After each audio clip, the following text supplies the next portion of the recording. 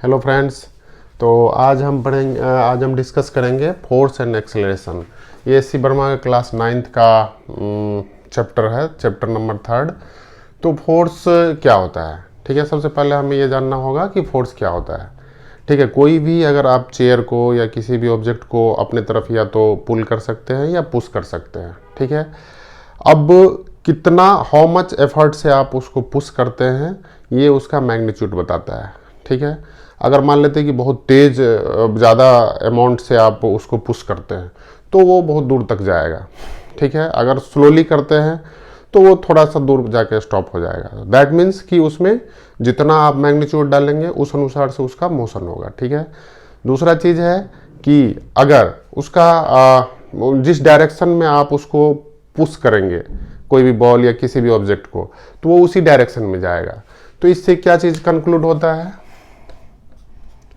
कि फोर्स को magnitude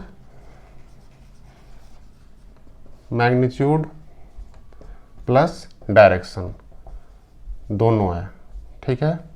direction दोनों है, और तो इसलिए क्या हो गया, it is a vector quantity.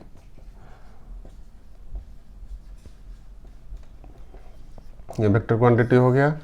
अब मान लेते हैं कि कोई भी ऑब्जेक्ट जो है सो यूनिफॉर्म स्पीड से किसी प्लेग्राउंड में मूव कर रहा है। ये मान लेते हैं कि कोई भी ऑब्जेक्ट है और यूनिफॉर्म स्पीड से मूव कर रहा है, इस डायरेक्शन में मूव कर रहा है। अगर हम डायरेक्शन देखते हैं, डायरेक्शन का लाइन ड्रॉ करेंगे तो ये नॉर्थ हो गया, ये साउथ, ये ईस्ट और ये वेस्ट। तो मान लेते हैं कि कोई भी ऑब्जेक्ट जो है इस डायरेक्शन में मूव कर रहा है, ठीक है। ये ऑब्जेक्ट ए है जो इस डायरेक्शन में मूव कर रहा है, ठीक है। अगर हम इस पर कोई फोर्स अप्लाई करते हैं जिसका डायरेक्शन होगा वेस्ट टू ईस्ट, ईस्ट की तरफ होगा, तो इसका क्या होगा, इसका वेलोसिटी बढ़ जाएगा। जो पहले वेलोसिटी u था वो v हो जाएगा। मान ले 10 मीटर पर सेकेंड से मूव कर रहा था, वो 20 मीटर पर सेकेंड से मूव करेगा, या सर्टेन अमाउंट दैट, वो न्यूमेरिकल, मैं जस्ट एक एजम्पशन करता हूँ, तो वो उस डायरेक्शन में उसका वेलोसिटी बढ़ जाएगा, ठीक है। उसके बाद क्या होगा, अगर उसको हम उसी ऑब्जेक्ट को, सिमिलर ऑब्जेक्ट को अगर हम नॉर्थ के डायरेक्शन में फोर्स अप्लाई करेंगे तो क्या होगा, इसका डायरेक्शन चेंज हो जाएगा, डायरेक्शन चेंज हो जाएगा 90 डिग्री। तो पहला एक्सपेरिमेंट से क्या लर्निंग हुआ कि अगर सेम डायरेक्शन में फोर्स अप्लाई करते हैं मोशन के डायरेक्शन में, तो उसका स्पीड बढ़ जाता है, उस वेलोसिटी बढ़ जाता है। तो दैट मीन्स कि ये it is accelerated in same direction. तो इसका मतलब हो गया कि इसका वेलोसिटी इंक्रीज हो जाएगा। फोर्स अप्लाई करने से क्या होगा, अगर कोई फोर्स आप अप्लाई करते हैं तो उसका वेलोसिटी इंक्रीज हो सकता है। अगर हम 90 डिग्री के एंगल से उसमें फोर्स लगाते हैं तो क्या होगा, डायरेक्शन चेंज हो जाएगा, डायरेक्शन चेंजेस।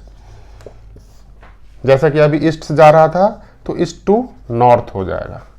और थर्ड पॉइंट था कि अगर इसमें हम अपोजिट डायरेक्शन से फोर्स लगाएंगे तो क्या होगा, सेम मैग्नीट्यूड का फोर्स रहेगा तो स्टॉप हो जाएगा।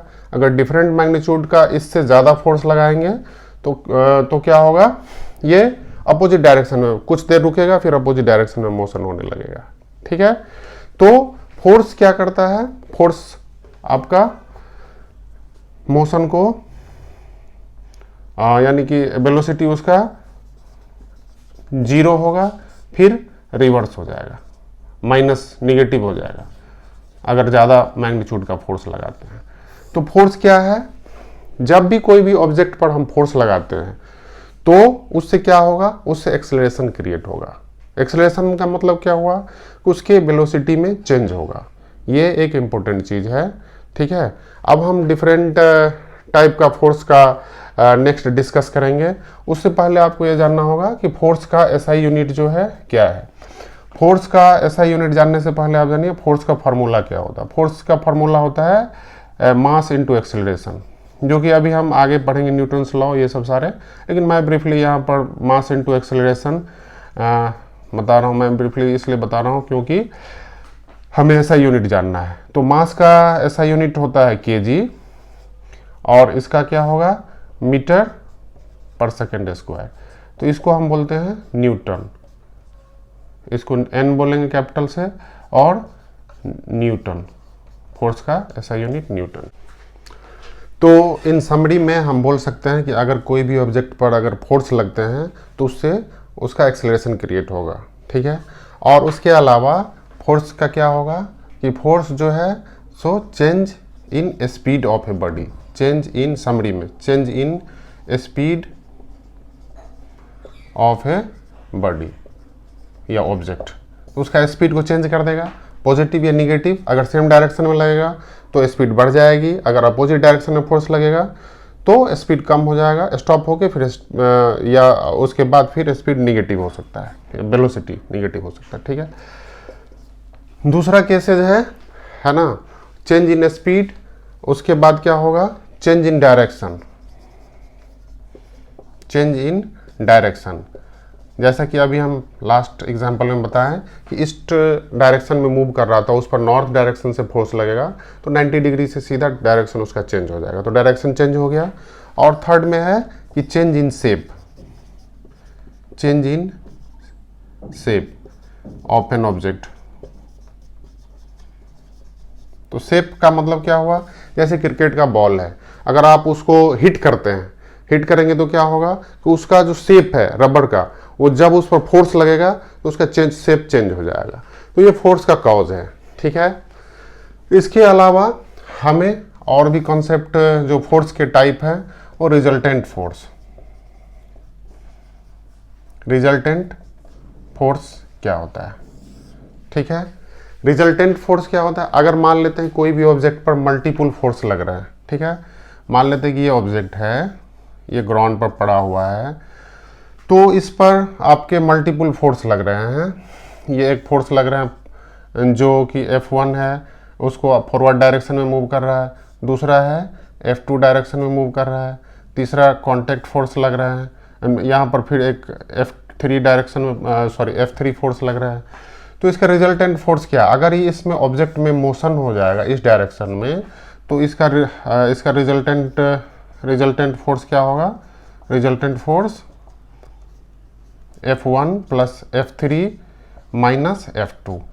तो इसका मतलब क्या हुआ कि जिस डायरेक्शन में, मतलब मान लेते हैं कि कोई भी ऑब्जेक्ट का मोशन क्रिएट करता है, स्पीड क्रिएट करता है, ठीक है, तो उसके फोर्स को हम क्या बोलते हैं कि जिस पर उस पर जो रिजल्टेंट फोर्स लगता है उसके फोर्स को हम बोलते हैं रिजल्टेंट फोर्स, ठीक है।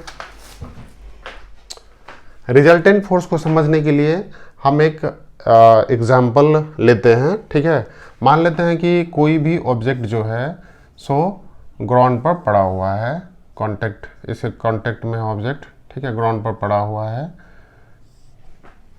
और इस पर मल्टीपल फोर्स लग रहा है, F1, F2 और इसके अपोजिट डायरेक्शन में F3 लग रहा है।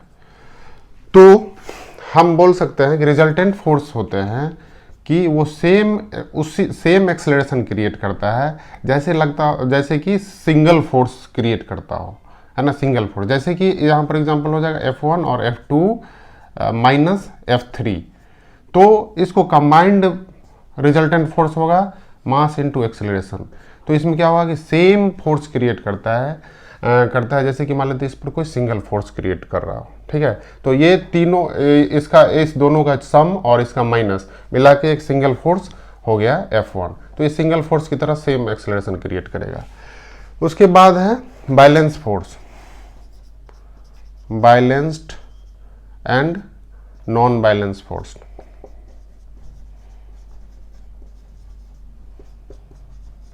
Balance and non balance force, ठीक है। मान लेते हैं कोई एक हम एक्सपेरिमेंट करते हैं कि कोई भी ऑब्जेक्ट यहाँ पर ग्राउंड पर पड़ा हुआ है, इसमें एक फोर्स लग रहा है F1 जो कि ईस्ट के डायरेक्शन में और F2 लग रहा है वेस्ट डायरेक्शन में, ठीक है। तो अगर if F1 is equal to F2 हो जाएगा तो क्या होगा, इसमें नो एक्सेलरेशन होगा, नो एक्सेलरेशन होगा, क्योंकि इसमें कोई मोशन नहीं होगा, किसी भी डायरेक्शन में ऑब्जेक्ट जो है सो मूव नहीं करेगा। तो हम इसको क्या बोलते हैं इस क्राइटेरिया को, कि इस पर बैलेंस फोर्स लग रहा है। यानी जब भी कोई भी ऑब्जेक्ट रेस्ट में होगा और रेस्ट में है तो उसका मतलब क्या हुआ कि उस पर बैलेंस फोर्स है। नो एक्सेलरेशन, दैट मीन्स कि ये बैलेंस फोर्स हो गया। ठीक है, मान लेते हैं if F1 is greater than F2, मान लेते हैं कि F1 जो फोर्स है वो F2 से ज्यादा है, तो क्या होगा इसका मोशन हो जाएगा एक्सेलरेटेड, ऑब्जेक्ट जो है एक्सेलरेटेड इन डायरेक्शन ईस्ट। मान लेते इस डायरेक्शन में, ईस्ट हम इसलिए बोले क्योंकि ये ईस्ट हम रेफरेंस पॉइंट लेते हैं। ठीक है, तो इस डायरेक्शन में, ईस्ट के डायरेक्शन में ये मूव करना शुरू कर देगा। ठीक है, तो इस पर इसका क्या मतलब हुआ कि ये इस पर अनबैलेंस फोर्स लग रहा है, अनबैलेंस फोर्स। और इससे एक और पॉइंट क्लियर होता है कि जब तक कोई भी ऑब्जेक्ट में अनबैलेंस फोर्स नहीं लगेगा तो वो मूव नहीं करेगा। इसको मूव करने के लिए क्या चाहिए, अनबैलेंस फोर्स होना जरूरी है। ठीक है।